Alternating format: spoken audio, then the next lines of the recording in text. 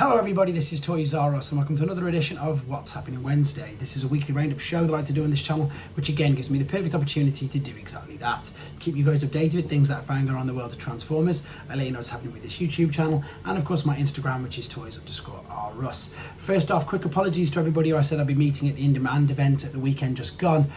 Just so much going on back at home that I was unable to make it. However, this weekend, again, fingers crossed, but I should definitely be there. I've made arrangements to be at the Space Bridge, which is of course the shop in the UK, which is where I buy quite a lot of the old vintage things from. He is reopening in a new premises this weekend, so I'm going to be down there this Saturday. I look forward to meeting a lot more of you again in person. So moving on, there's so much going on at the moment. I've got at least 2 or 3 videos worth of all of these news. We're going to start off with some third party, funnily enough. So for those of you who remember, Lucky Cat are a movie legend scale company. I've already reviewed their little Bumblebee figure.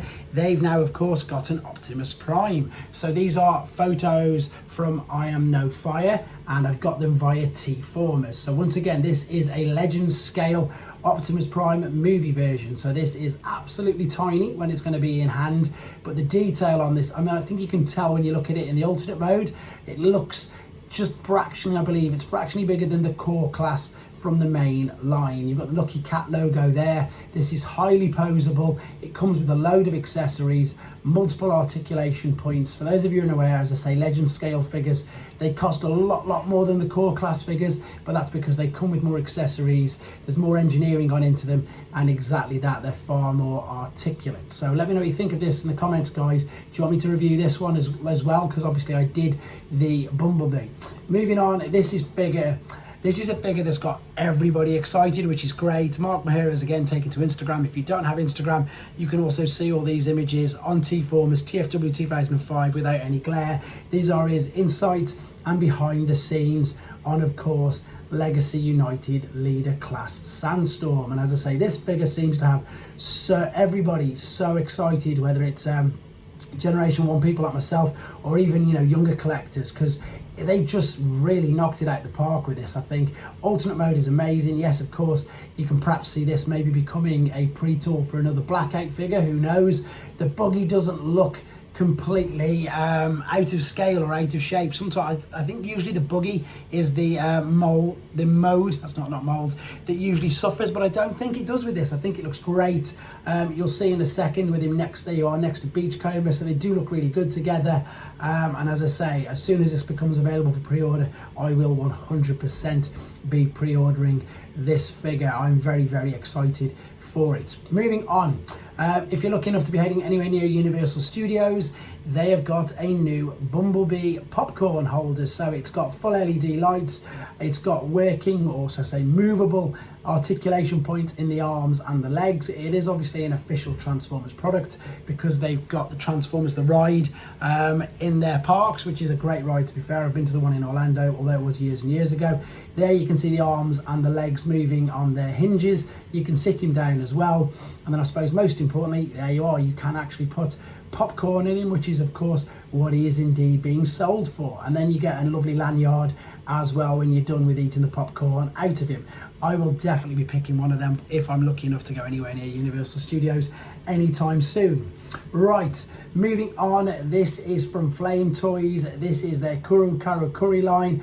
This is their take on Ultra Magnus with the incredible shoulder stacks and Starscream as well. Now these are stylized versions of the figures and characters that we know and love, but they're licensed by Hasbro and Takara, so they can use the correct names, they can use the likenesses, and yeah, they can just make them look incredible, which they do. I think these are brilliant figures. I've not yet actually reviewed any of these in hand.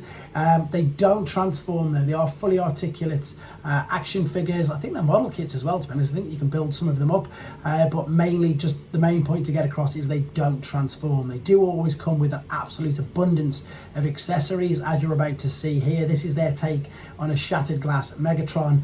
Like I said, it is stylized, so it's not in the style of G1 or animated. There you are. There's the accessories for the shattered glass Megatron. So you can see they come with loads and loads. Talking of Megatron, this is really interesting, and this I can't wait to see and get hold of myself. So this is via TFW 2005 from Chang Tiao from their Weibo account.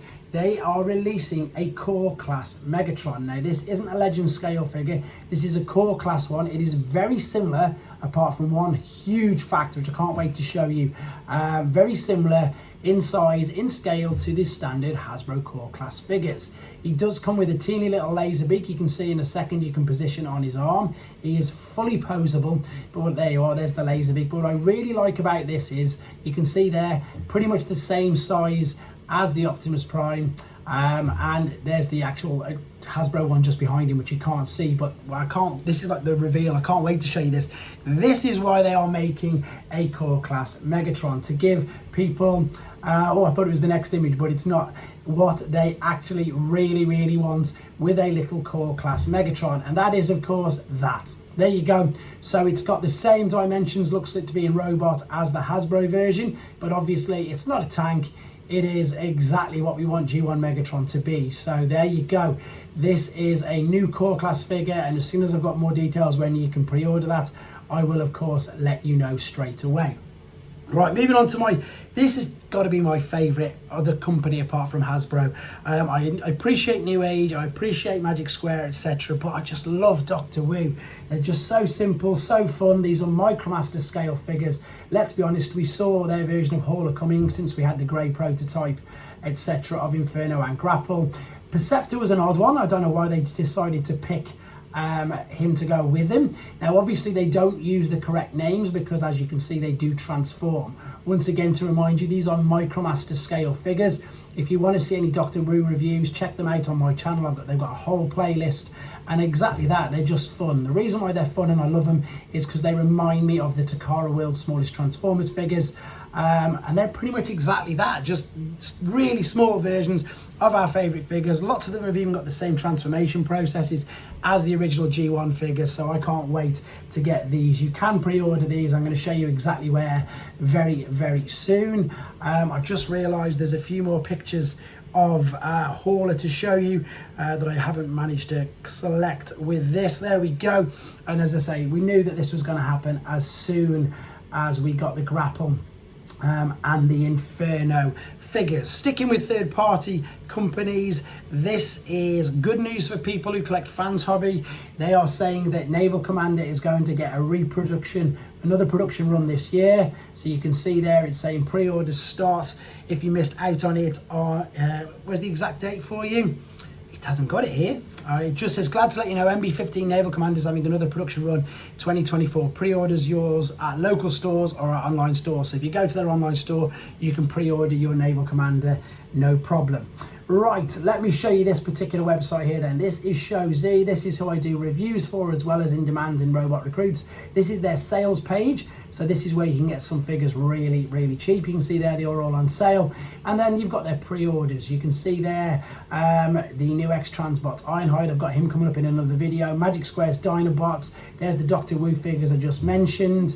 The good thing about this is, though, it's not just third-party companies, as you can see in a second. We've got YOLO Park Optimus Prime there. We've got Masterpiece Rhinox coming in with, funny enough, let me just show you, go back to these. There's the Kang Toys take on Dinobots, X-Transbots figures, New Age figures. There's Masterpiece. Right, no, it's not. Masterpiece Rhinox is up there. Then you've got the Missing Link. There is everything on there apart from mainline Generations and Studio Series figures. With regards to reviews on the channel, I've got a 2007 Optimus Prime Leader Class Showcase coming up, and then I've got to catch up with Iron Factory's Kill Bison, Studio Seed Primus. I've still got to get that out of the box. It's huge. I've got to create a whole space to do it. And of course the rest of Legacy United, which I'm still so far behind on. But as ever, guys, thank you very much for the support. I'll be speaking to you very soon because I've got loads more news to share with you.